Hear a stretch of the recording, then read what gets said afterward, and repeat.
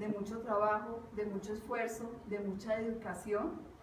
Han pasado por la Asociación Colombiana de Menopausia a nivel nacional 13 juntas directivas, por el capítulo Bogotá 12 juntas directivas, ya que la junta entera del doctor Camilo Rueda fue reelegida completa, entonces por eso son 12 juntas directivas, en las cuales de verdad se ha trabajado y creo que podemos ver unos frutos muy grandes, que no ha sido fácil ese trabajo, ustedes lo saben, nomás nos tocó llegar con la parte de las secuelas del WHI y Colombia pasar a ser uno de los países en que más se disminuyó la formulación de la terapia hormonal de la menopausia, con una afectación de la calidad de vida que todos hemos podido ver.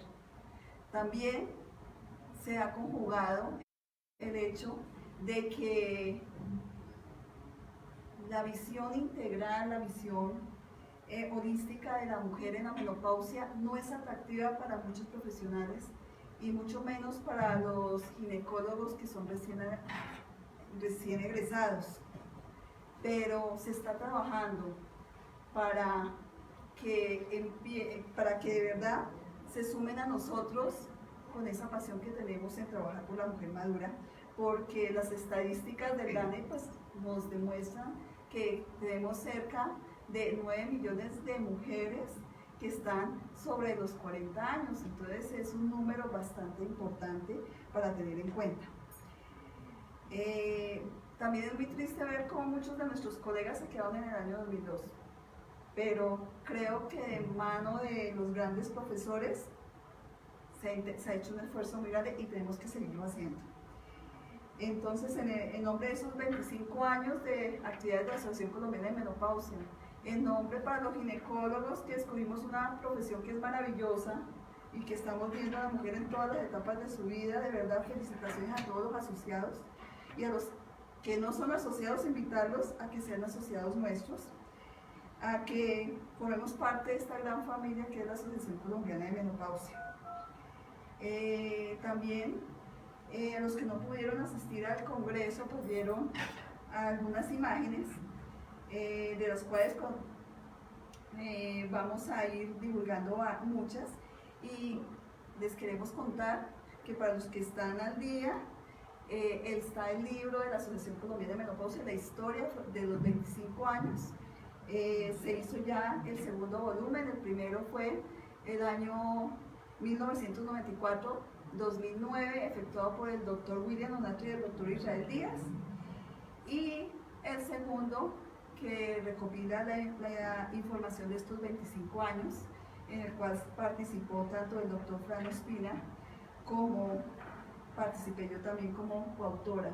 Entonces está para los asociados que no lo han recibido para que nos lo comuniquen y en la próxima actividad los invitamos, se los entregamos. Hoy tenemos un tema muy especial y es anticoncepción en la transición de la menopausia. Hemos invitado a una persona muy conocida y muy querida por todos nosotros. Es el doctor Germán Barón Castañeda. Él es ginecólogo, endocrinólogo de la Universidad de Rosario. Es magíster en climaterio y menopausia de la IMS. En el año 2010 le fue otorgado el título de experto latinoamericano en menopausia por la Federación Latinoamericana de Sociedades de Climaterio y Menopausia. Es expresidente y miembro honorario de la Asociación Colombiana de Menopausia, ginecólogo y endocrino del Hospital de Kennedy Profamilia y profesor de las universidades del Bosque Militar. Además es una persona que todos conocemos, que todos le tenemos un especial afecto y que es un asiduo asistente y un miembro muy activo de nuestra asociación. Bienvenido, doctor Barón.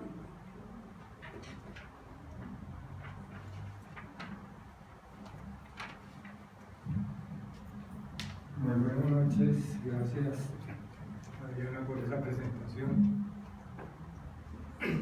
Primero que todo, pues no podemos olvidar que hoy 28 de mayo se celebra el Día del Ginecobstetra colombiano. Un saludo, un abrazo muy especial a todos los colegas. Nos normalmente estas festividades solo nos las celebramos entre nosotros. Este tema que me asignaron creo que es un tema bastante interesante, y es un tema que muchas veces lo dejamos de lado. Tenemos en la cabeza el chip, tenemos como metido que la mujer ya está llegando a la menopausia, entonces ¿para qué anticoncepción? Ya no necesita. ¿Ya para qué? Si ya la posibilidad de que quede embarazada es muy, muy baja. Entonces ¿para qué? Quitémosle el dispositivo, suspendamos las pastillas, porque en este momento ya no lo necesita, ya la posibilidad es mínima.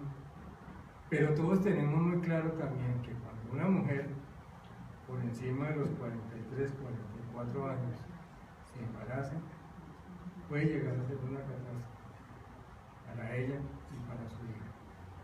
Entonces, uno de los primeros mensajes que yo quiero dejarles es que hasta que no se establezca la menopausia, no existe ninguna razón para suspender la anticoncepción. Y la anticoncepción es tan vieja como la humanidad. Esto no es ningún invento del siglo XX, ningún invento de la Edad Media. Miren ustedes dónde está el primer reporte histórico de algún método anticonceptivo. Está en el libro del Génesis, donde nos dice que Onán había perdido a su hermano y lo obligaban a estar con su cuñada para buscar descendencia. Cuando llegaba la mujer de su hermano, metía en la tierra el primer reporte del cohete interrumpido. Desde entonces estamos buscando métodos anticonceptivos. Se dice que los beduinos colocaban piedras y semillas en el útero de las camellas para evitar que se embarazaran en las travesías en el desierto, que Cleopatra hacía emplastos con limón, estiércol y otro poco de cosas para evitar el embarazo, seguramente para evitar que se le acercaran, ¿no? Pero sí sabemos que todas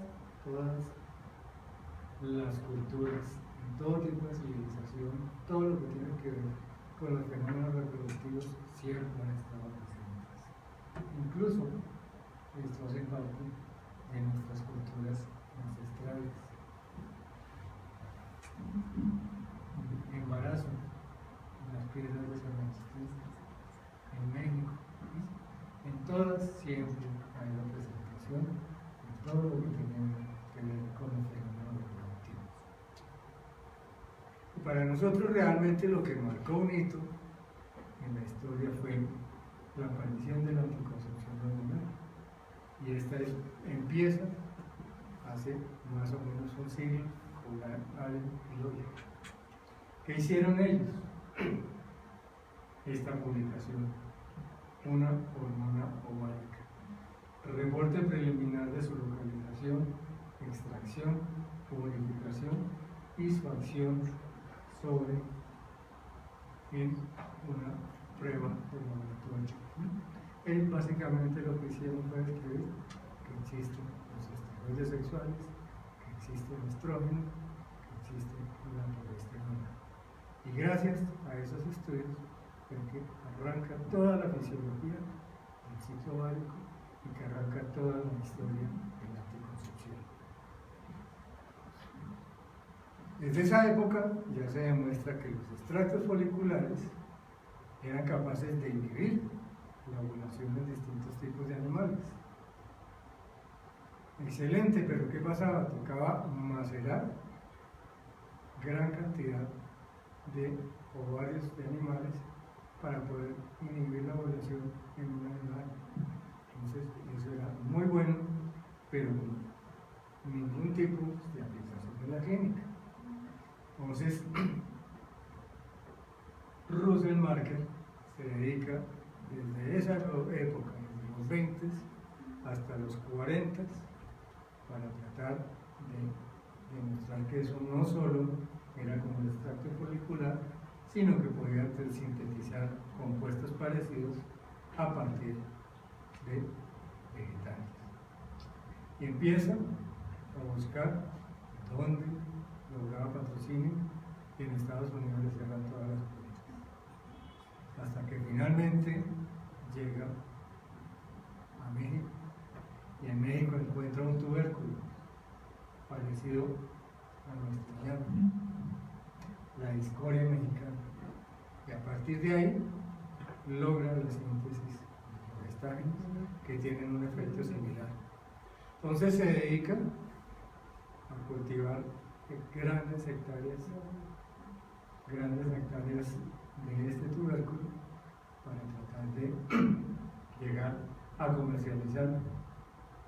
Y después de años de estar trabajando en eso, su discípulo es el que dice: esto no hay que hacerlo a través de ningún compuesto vegetal, sino esto lo podemos hacer en el laboratorio, lo podemos hacer la síntesis farmacológica, y en la década de los 50 es quien se lleva la gloria de todo. No solo la gloria, sino también la plata. Entonces ya tenemos la posibilidad de tener un progestágeno sintetizado farmacológicamente, y empieza a utilizarse en ensayos clínicos. ¿Qué pasa?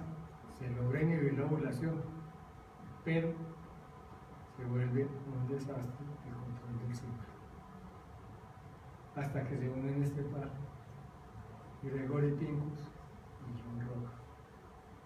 Y a uno de ellos se le ocurre asociarle un estrógeno a ese progestágeno.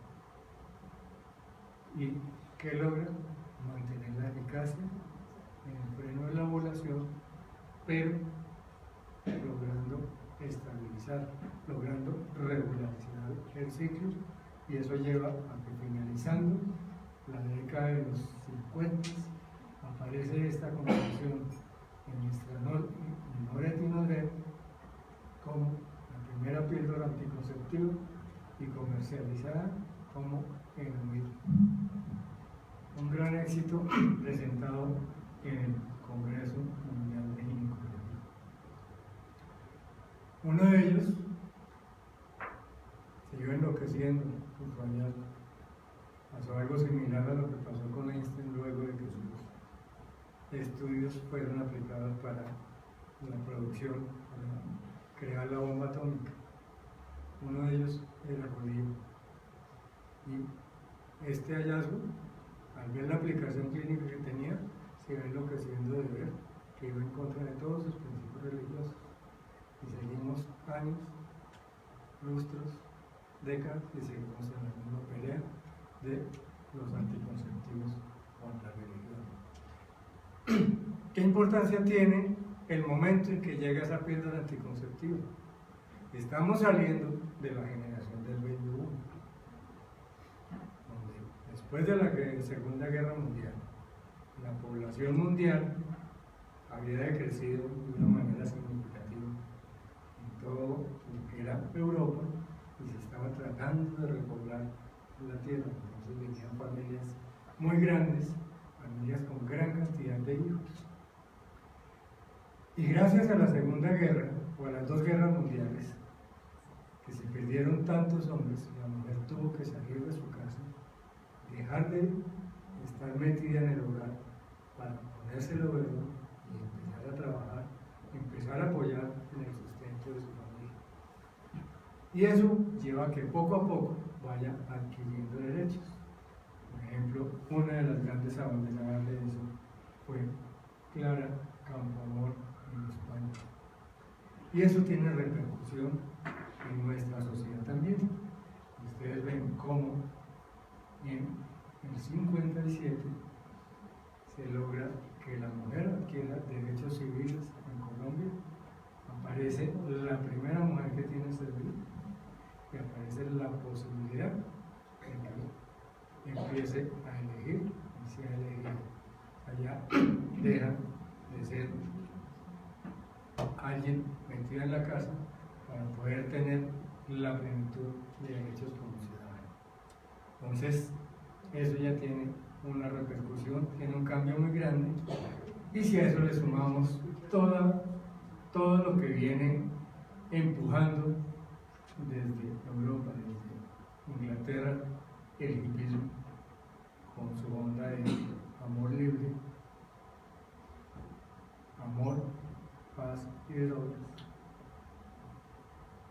las cosas que más impulsaba el hipismo era el amor, el sexo sin restricciones, porque la mujer ya era libre de escoger y hacer lo que quisiera.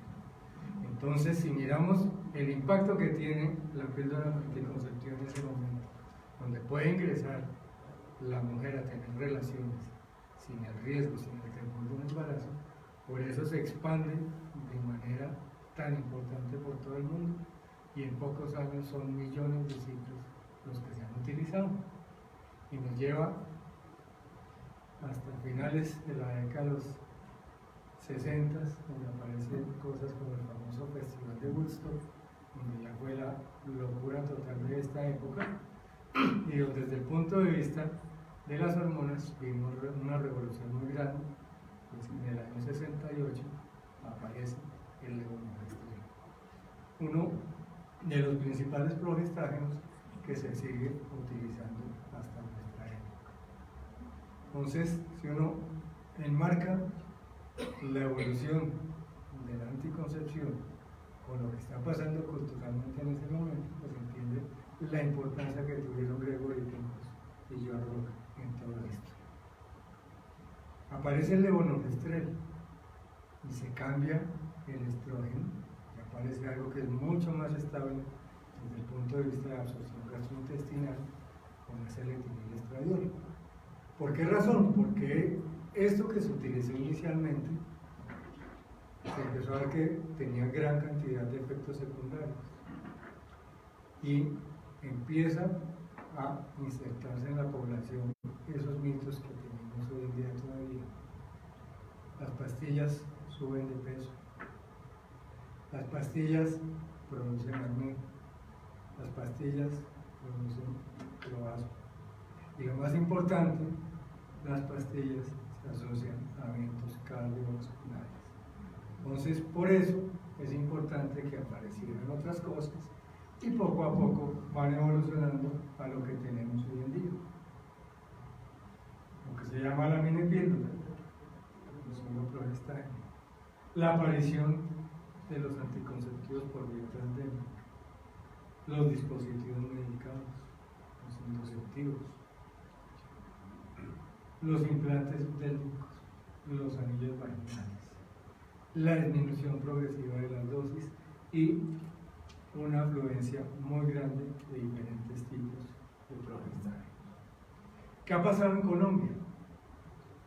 Ustedes ven cómo también desde ese momento, desde la década de los 60, la tasa de fecundidad va disminuyendo progresivamente. ¿Gracias a qué? Gracias al esfuerzo hecho por otro de nuestros ginecólogos, que en conjunto con el Ministerio de Salud y gracias al aporte de entidades extranjeras, todo esto se hizo de manera un poco soslayada, un poco subrepticia, porque la Iglesia tenía una influencia tremendamente grande en el país. Entonces hablar de anticoncepción era perfectamente una locura, era algo prohibido.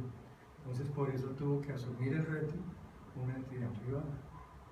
Y ahí nace la Asociación Pro Bienestar de la Familia Colombiana, Pro Familia, que es la que asume este reto, y ustedes ven con la tasa de fecundidad cae en ese momento. ¿Estamos en lo ideal? No, en ningún momento hemos llegado a un punto que sea ni medianamente aceptable. Es muy claro que a partir de los 35 años la tasa de fecundidad, la posibilidad de lograr un embarazo va disminuyendo en la mujer. Entonces esto lleva a muchas personas, como ya se los mencioné, a decir, no, esta mujer ya no necesita ningún método anticonceptivo, si la posibilidad es baja, ¿para qué la vamos a tener con un método anticonceptivo? Pero la tasa de complicación de un embarazo en esta edad se asocia con muchísimas cosas, no solo con más tasa de abortos. Aquí estamos comparando el grupo de 40 a 44 con el grupo de 45 más. ¿Y con qué se asocia? No solo abortos, diabetes gestacional, preeclampsia, trastornos hipertensivos, falla renal y todo lo que conocen ustedes en malformaciones. No solo el síndrome de Down, sino cualquier otro tipo de malformaciones.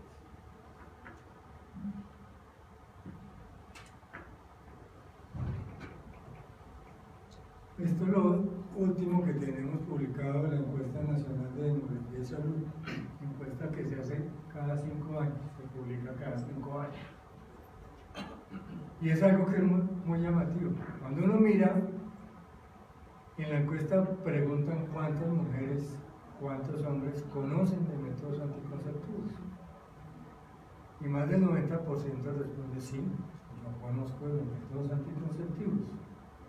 Pero cuando uno mira cuántas están utilizando métodos anticonceptivos, aquí está el total de mujeres de 13 a 49 años, y lo más importante es que miren las barras oscuras, que son las mujeres que están actualmente en una unión. Hay un porcentaje grande que utiliza la esterilización, algunas utilizan las píldoras, los inyectables, los implantes, pero miren que es lo más triste, un 5% sigue utilizando métodos tradicionales. ¿A qué hace referencia a eso? La Coca-Cola hervida con aspirina, el limón, eso lo siguen utilizando. Y peor aún, cuando este grupo que tiene una unión, casi el 20% dice que no está utilizando ningún método anticonceptivo. Esto nos refuerza lo que vemos en la práctica diaria. Cuando uno está con la paciente que llega con una prueba de embarazo positiva, muchas veces ni siquiera es el primer control prenatal, porque llega con la prueba de embarazo positivo. Por lo menos el 50% de los embarazos son no planeados, muchas veces no deseados. ¿Por qué? Por esto. Porque todas están convencidas, como reza por ahí un viejo dicho, que si tienen relaciones sin protección, piensan que de pronto les va a aparecer una nevera. No, si no es así.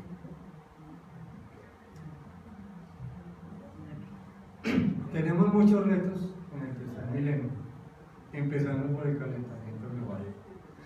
Está comprobado que sí existe.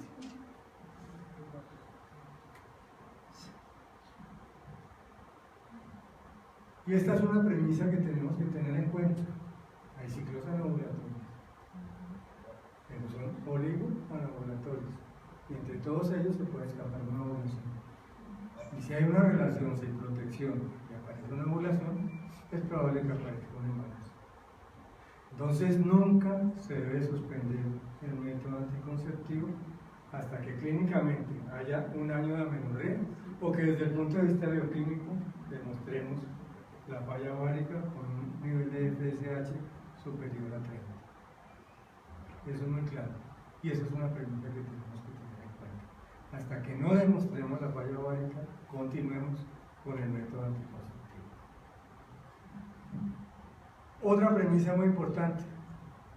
Cuando uno va a mirar cuáles son los diferentes métodos, el simple hecho de tener una edad por encima de 40 años no contraindica ninguno.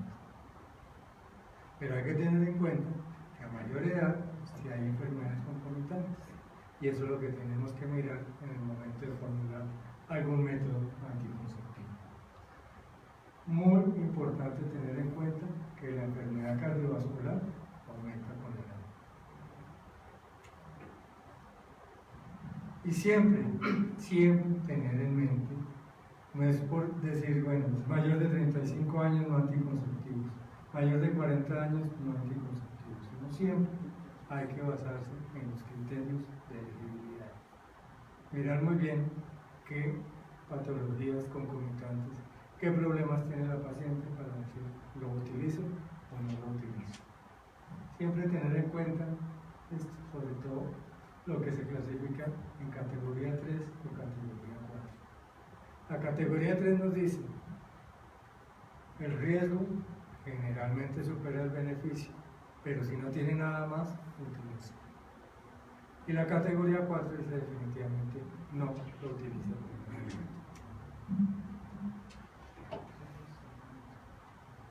Los métodos naturales,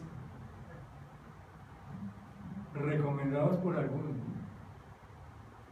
Dentro de mi grupo de estudiantes hay unos que demuestran que los métodos naturales son la excelencia en pasta, la última igualancia, que une a la pareja, que nos hace felices, incrementa el amor, pero son poco efectivos. Las tasas de falla superan el 40%. Y la mujer que está en transición a la menopausia, si los ciclos son irregulares, entonces ¿cómo le vamos a decir que utilice un método natural?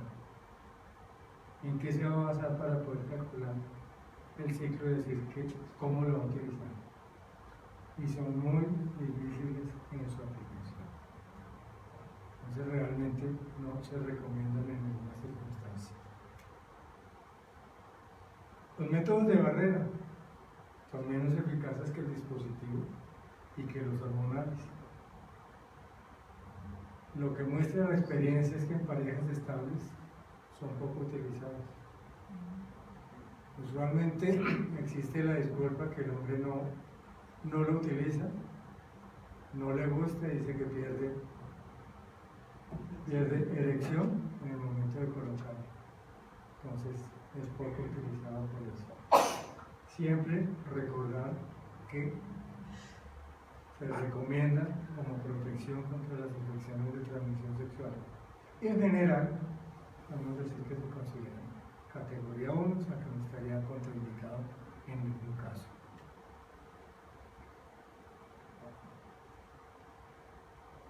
El dispositivo intrauterino es altamente eficaz en mujeres mayores de 40 años. Como tasa de eficacia, como número de embarazos, es muy bueno, pero tiene un problema, y es que puede incrementar el sangrado, y la mujer en la transición a la menopausia muchas veces tiene sangrados irregulares, tiene sangrados abundantes, entonces hay que sopesar muy bien eso. La inserción generalmente es fácil, no requiere anestesia. En ocasiones podemos encontrar estenosis del canal cervical, más cuando ha existido patología relacionada con el virus del papiloma humano. Hoy en día se considera que su utilidad vaya hasta los 10 años.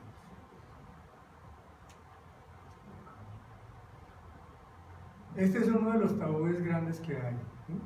Anticonceptivos orales combinados.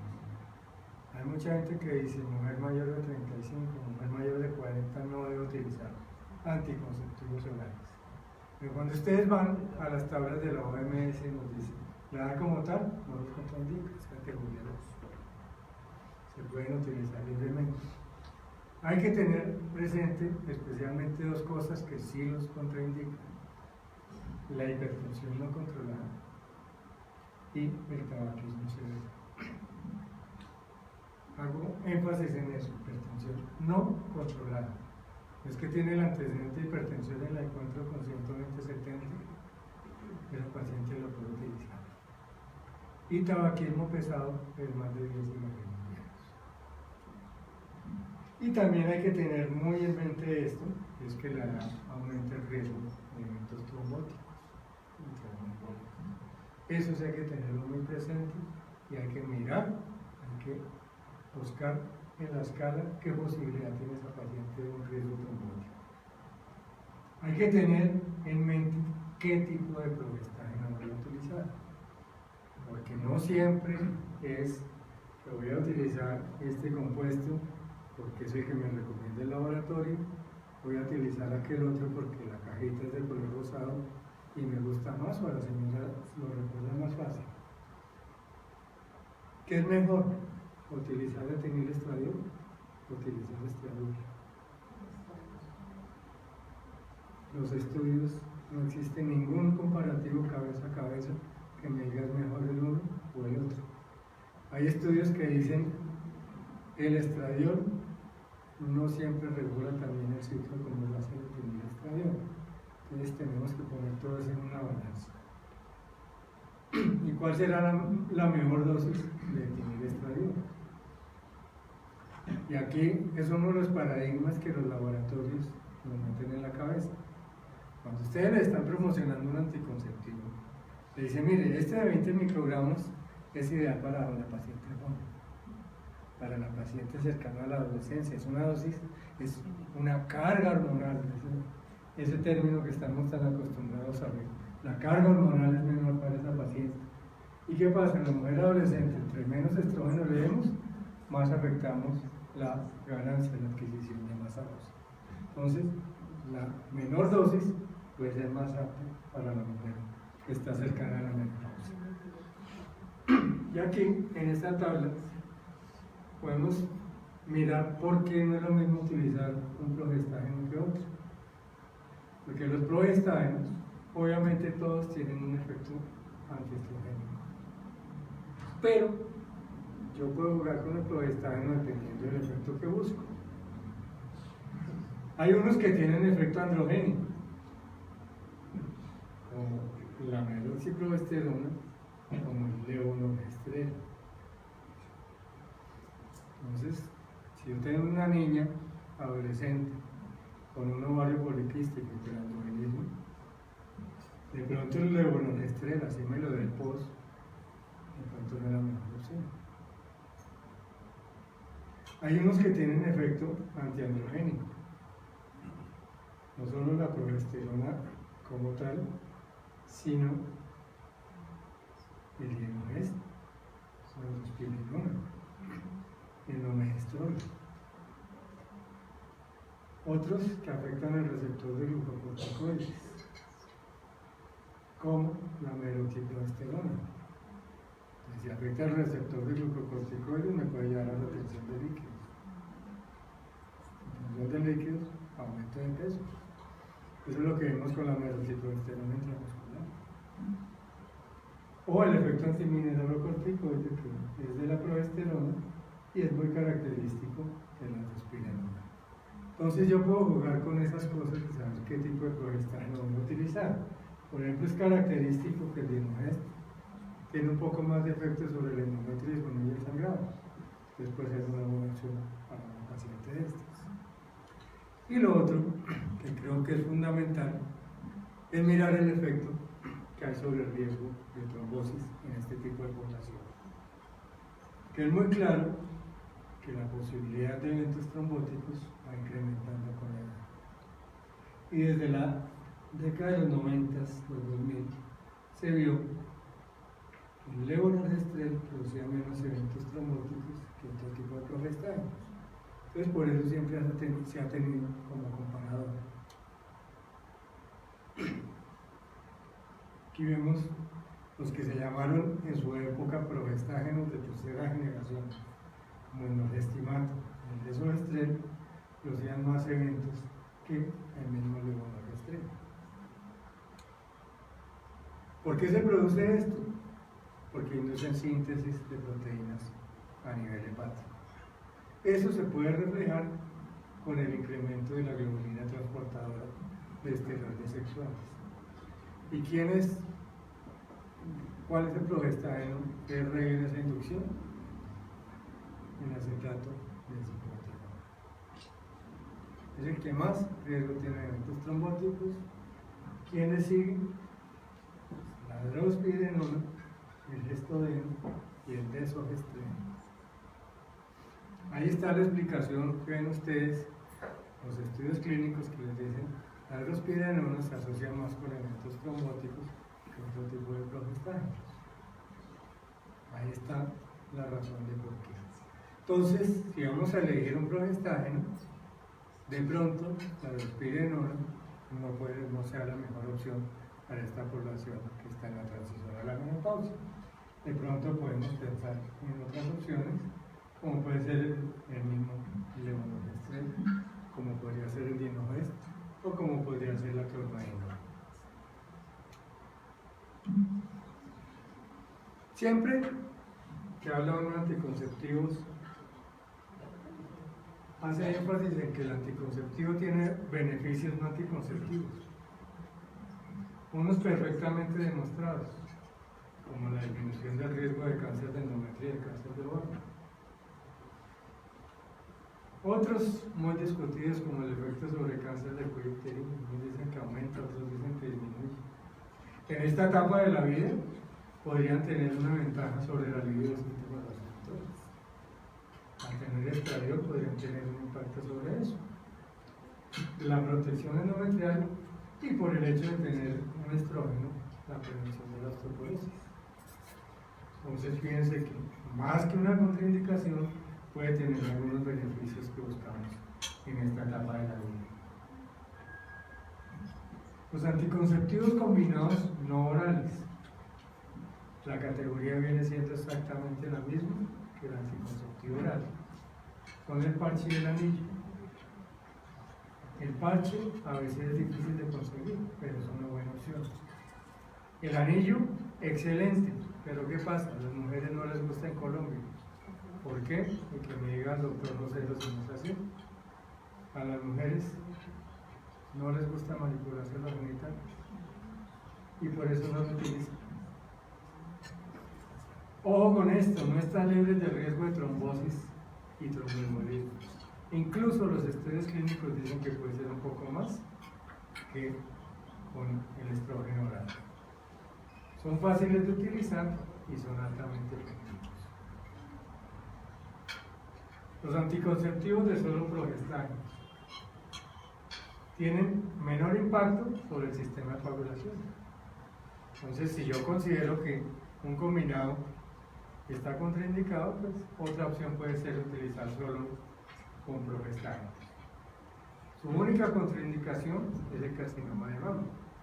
Entonces, veo uno mucha paciente que llega remitida de medicina general o llega remitida de otras especialidades. Por ejemplo, en neurología, la paciente tiene migraña, quítale el implante. La paciente tiene un antecedente de una trombosis, quítale el implante. No, cuando uno va a las tablas, se consideran categoría 2.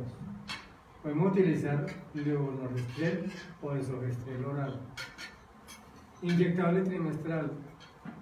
Yo creo que para este tipo de población es el que menos recomendaría yo. ¿Por qué? Porque es el que más impacto tiene sobre la masa ósea y es el que más impacto tiene sobre el peso. Y aquí que estoy rodeado de tantas mujeres, estoy seguro que están de acuerdo conmigo.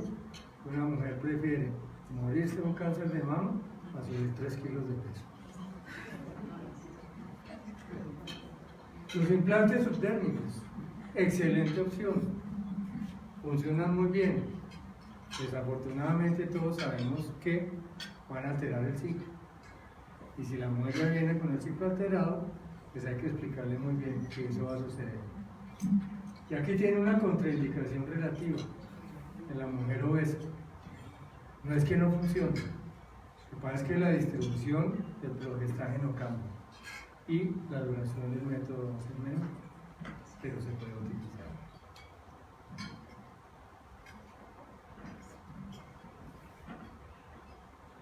El efecto de la medroxicloresterona sobre la masa ósea no se sabe hasta qué punto tiene impacto sobre el riesgo de fractura.